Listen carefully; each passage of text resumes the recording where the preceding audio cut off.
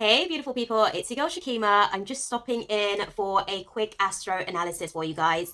We are now moving into Cancer season, seeing as Gemini season has been so eventful. I hope that you guys have been able to kind of like keep up with the mutable energy that was definitely expressed during Gemini season. Before I do forget to mention, this is just going to be a general scope, giving you guys some insight into what's going to be taking place between the 21st to the 21st of June, right the way through until the 22nd of July. Once Cancer season sort of ends and we then sort of like move into Leo season and dealing with a completely different vibe and energy there. But before I do forget to mention, I hope you guys are having an awesome day, BTW. And if you're not having such a great day, try and shake it off, or at least try your best to work through it as best as you possibly can. All things considered, we are now sort of moving into more emotional settings of time. So there's a lot to be said for this season. Before I do forget to mention as well, guys, if you like my vibe, be sure to comment down below and let me know how the events of this season actually unfolds for you, or pretty much just let me know how you're actually sort of resonating with the information that I'm providing to you guys. Okay, now all of that awesomeness out of the way, let's go and dive into the juice, guys. Let's go and get into it. So we do have Cancer season sort of starting effectively on the 21st of June. The sun actually goes into Cancer on the 20th, around about 11:32 p.m. here for us UK time. And I feel like even just looking at the numerology of that, Cancer season is definitely a gateway or a portal, if you will, to new beginnings that are pretty much allowing for our ascension process to take us further into our life purpose. You know, it's really quite amazing how the season actually starts off, because literally on the 20th, so today, the day that I'm actually filming this,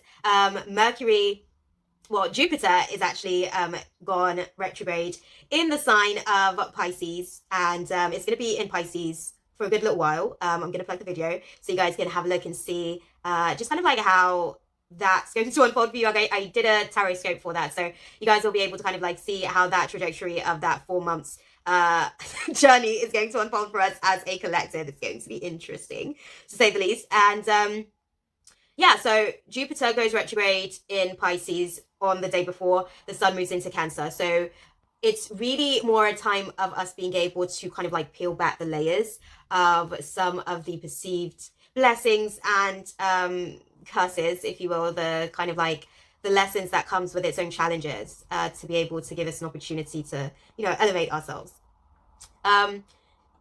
The first thing that I can see, just getting straight into the juice of everything, because I feel like I've already been talking for so long, I can't help it, guys. Mercury actually goes direct on the 22nd, so the sun goes into Cancer technically on the 20th, but we're experiencing it on the 21st, let's say. And a day later, on the 22nd of June, around about 6 in the evening, Mercury actually goes direct in the sign of Gemini, in its home sign. So we are getting a little bit more clarity. We're getting a little bit more open with a certain communication and dialogue, and being able to articulate and express ourselves again, because during the Mercury retrograde, I don't know how you guys find it, but it was really quite hazy. It was difficult. You could feel all of these feelings beneath the surface, but being able to kind of like put words to them or bring sound to them was really almost quite explosive if it wasn't unpacked appropriately, simply because Mercury was in retrograde as well, so we had a lot going on. But now Mercury's gone direct, or is going direct on the 22nd of June. And it's really just, again, all about self-mastery. Like once Mercury goes direct again, 22nd, you know, that's really elevating our ability to I guess unify the different parts of ourselves. So it's really about union. I feel like for myself personally, what the Mercury retrograde kind of like taught me was about my shadow side a little bit more, and about how it also has a right by the laws of the universe to be able to articulate and express itself, and how it chooses to do so is my right in my will. And also it has a right to be able to I guess resound the right to make its own decisions as well, because sometimes we kind of like suppress our shadow side and it just kind of like builds more infestation internally. for the sake of avoiding conflict or for the sake of just wanting to be a nice person.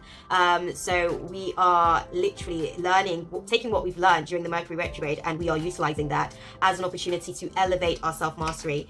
Moving into the Cancer season, that's literally the day after, guys. So this is all about the season of self-mastery. We're mastering, laying the foundations within our home. Cancer is universally our fourth house. And that's definitely all about stability, or maintaining or building stability, re-observing our finances as well. I want to say that when we think about stability, it's natural for us to kind of like put the two together. So we are going to be kind of like, I guess, focusing or honing in on that during this season. There may be opportunities that might show up now that Mercury is no longer in retrograde. So certain communications that you've been waiting for may now start to come in during, I guess, from the 22nd onwards. So during Cancer season, from the 22nd onwards. And we're really going to be able to get an opportunity to just show what we've learned in terms of being able to communicate some of those sides, because the shadows are still there. I think what the retrogrades do, particularly Mercury retrograde as well, is just highlight their existence to us. It kind of like merges almost, or creates this very thin veil of distortion between the conscious mind and the subconscious mind, and being able to kind of like point out areas that may not necessarily be all the way aligned. So we kind of like get a zoomed out perspective, you know, because the conscious mind, it's kind of like the browsers almost of our computer screen, right? So we get to zoom out a little bit and see what's going on the other browser screens, and maybe just kind of like put everything together and see how it all sort of like fits in there. But a couple days later, after we've got Mercury going direct in its home sign in Cancer on the 22nd, we've actually got Saturn sextiling Chiron on the 24th of June. So